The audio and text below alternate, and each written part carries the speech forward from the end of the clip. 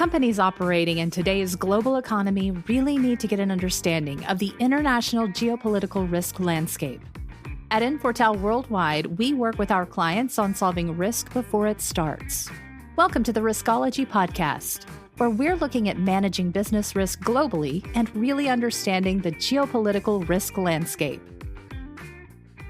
Welcome to another episode of Riskology by Infortal Worldwide. This is the place where we combine the worlds of risk, intelligence, economics, geopolitics, and business to help you better understand your bottom line. So right now we are recording from the GRC Risk Conference in London. It is an absolutely fantastic event. You have speakers from all over the world, tons of tech companies working on the cutting edge of AI, trying to reduce risk for your business. So with us today, we have Shea Brown, the founder and CEO of BABL AI. How are you, Shea? I'm doing pretty good. Thanks for having me. Absolutely. So tell us a little bit about what you've seen so far. How do you find the conference? Yeah, I think the conference is great. It's been amazing to see how much AI has been integrated into the GRC and the risk landscape. And I come from an AI company, and that's our primary business. And it's great to see how many new platforms are out there, how many new technologies are embracing AI as a core part of it. And so that's exciting for me. Right, absolutely. Tell us a little bit about your company and what are the trends you're seeing in terms of AI mitigating geopolitical risk in general? Yeah, so I would say that probably the trend is the other direction, that I think AI is actually a potential source of geopolitical risk. I think, I'm not going to give AI its own agency per se, but I think that it does allow individual actors to extend their reach and to do things that they maybe couldn't have done before without AI. It also gives defenders more power as well, and so it's a driver in the sort of the world risk landscape. So for our company, what we do is we audit AI algorithms, and we don't just audit the algorithms, we also audit the companies that deploy them. So our primary customer is a provider of a high-risk AI system. So an AI system which makes critical decisions in some sphere. That could be hiring decisions, that could be decisions about who gets social services, how resources are distributed, critical infrastructure, autonomous vehicles, facial recognition. So we audit those systems. Okay, so I have a ton of questions there. It sounds like the judgment ability, or the more judgment that is outsourced to the AI, increases the risk of that AI. Yeah, I think that automation is the big driver. So a lot of the risks that AI might pose are going to be the same that have always existed. Someone could get discriminated against, somebody could not get services that they would have normally gotten, somebody could get hit by a car. Yeah. These sorts of things have always existed. The difference is that AI allows this to happen very rapidly. Yes. It allows it to happen at a very large scale all at once. If you think about social media platforms or other platforms or the internet, that can happen on a wide scale and also very fast. And then finally, it can happen without people knowing. Algorithms could be working in the background without transparency. Right. That's really where the risks come in, is that you've got this sort of new vectors, but the risks are still the same kind of risks. Right. So how do you mitigate that? Like, let's say you find an AI that is making judgment calls that's endangering lives, or it is discriminating, or it has some sort of confirmation bias, all the same sort of philosophy of science issues you'd have with an individual human being. How do you mitigate those? Yeah, mitigation is fairly, I wouldn't say straightforward. We have a kind of methodology for identifying these risks, and I'm a former academic, and so a lot of the other senior members of our company are still professors of law or philosophy. Right. In particular, we've got a lot of law and philosophy on the outlier. So we came up with sort of a basic conceptual framework, procedural framework as well. Right. And mitigation becomes easy once you execute that framework, because essentially what you're trying to do is you're trying to connect stakeholders, the potential impact on stakeholders. So stakeholders that interact with the AI system in some way, get a good mapping of that. What are the potential impacts? Focusing mostly on the negative, but you have to consider the positive as well. That could impact them because of the use of the AI. And then there is the exact mechanism through which the AI, so it could be bias, it could be some lack of transparency, it could be some lack of accuracy.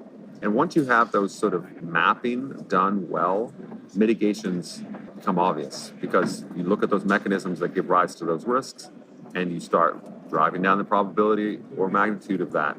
And there could be all sorts of ways. It could be testing your system in different ways. It could be improving the accuracy. It could be putting some human oversight measures in place. Right. No, that sounds fascinating. So my background, most of our listeners know I'm a political scientist and economist originally by training, and I still do that. I'm also actually completing a second PhD in theology.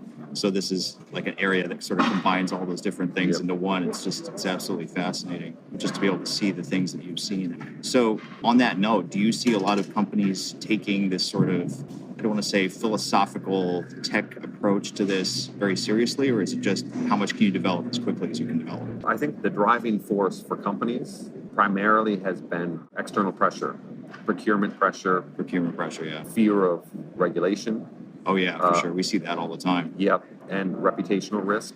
Absolutely. And so if you have a chatbot that's being bad to your customers or obviously biased, that can be a problem, or promising prices that you don't want to offer.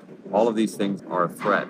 That's the pressure. It's not so much that they are thinking that they want to somehow promote their values through this product. I think we're seeing a little bit of a shift where people now are starting to realize, those companies that have very strong core values, that they realize that they have to align every activity they do, including how they use and develop AI, towards those values. And I think we'll see a lot more companies that are trying to be thought leaders in this space. Sure, it's interesting. We had a few episodes back, we had a cybersecurity expert who also does AI, and she was basically asking us, how do you mitigate reputational risk and deepfake hack attacks, essentially, because the AI has the ability to hack a human being in a way that before it was just not possible. Like there was a case, I think it was a few months ago in China, where a bank, British company, was basically sending money transactions because the CFO told them to, but it was not the CFO, even though they were having Zoom meetings with that quote-unquote CFO. That CFO wasn't real.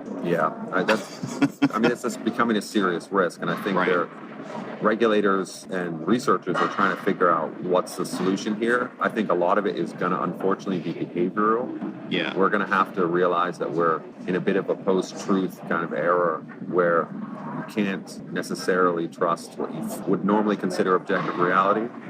So we might have to get different kinds of confirmation about someone's identity and the reality of that person digitally. Yeah. Or there are attempts at like watermarking that, but there are always going to be bad actors who you can always circumvent that. Yeah. No, it's fascinating because it forces everyone to sort of confront the fact that people, and now the machines that we're creating, also have incentives to lie. Yeah. As they always have, but it's like we're just now realizing that fact. Yeah, exactly. I think we're entering a new world. It's fascinating. It really is fascinating. It's terrifying in some ways, but it's also fascinating, and the possibilities are there too. The benefits. Yeah, the benefits are there. Like we know, intelligence is what made us, we're the dominant species here. I mean, plenty of animals are much stronger, more powerful than us, but it's our intelligence that makes us dominant. Right. And when we have a new source of intelligence, and you can argue about whether that's human-like or whatever, it doesn't even matter. But if you have a system that can process information faster and make inferences as good or better than humans, that's a driving force in the way we live our lives. It's going to have to be. Oh, yeah. No, you're absolutely right. And I mean, we could go so philosophical on this, but it's almost raising the question of, for a long time, we've always seen humanity's ability to reason effectively as what separates us from animals. But now with this, we have to go back and re-question that, in the sense of what actually separates us from this thing we're creating. That's right. So we're at a great conference for that. This makes the risk landscape very different. And so I think we're seeing at this conference the realization that AI is part of the solution. It's also part of the problem. Right. And it has to be in the conversation. Of course. In terms of some of the other companies you've seen here, like what are the trends that you're seeing in terms of how these companies are trying to address the geopolitical risk? So I don't think that there's a clear path. Well, yeah, because it all kind of trickles down. We talk about this all the time, but we have conflict, but then everyone thinks that conflict is just war, but it's not. It affects supply chains, it affects markets, it affects the ability to get natural resources from point A to point B. Like right now we're, in the UK, if you think about between the war in Ukraine and the Houthi attacks and shipping, from an economic standpoint, Eurasia is basically cut into two pieces. Yep. And that hasn't existed since the 1400s.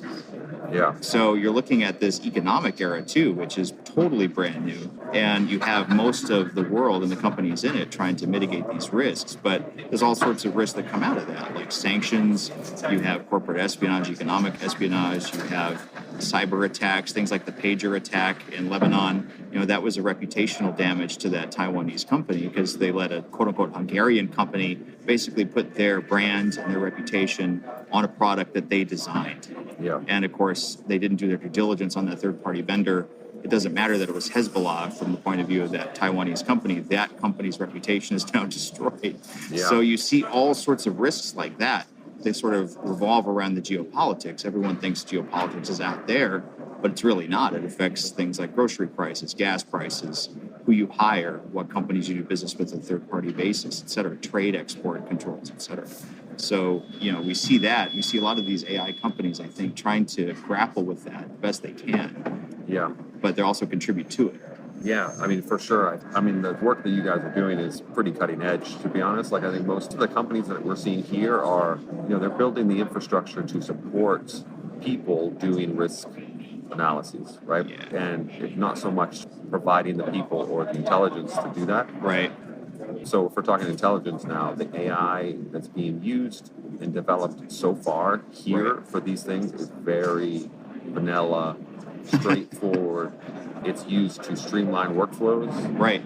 It's used to potentially scrape and analyze some internet data.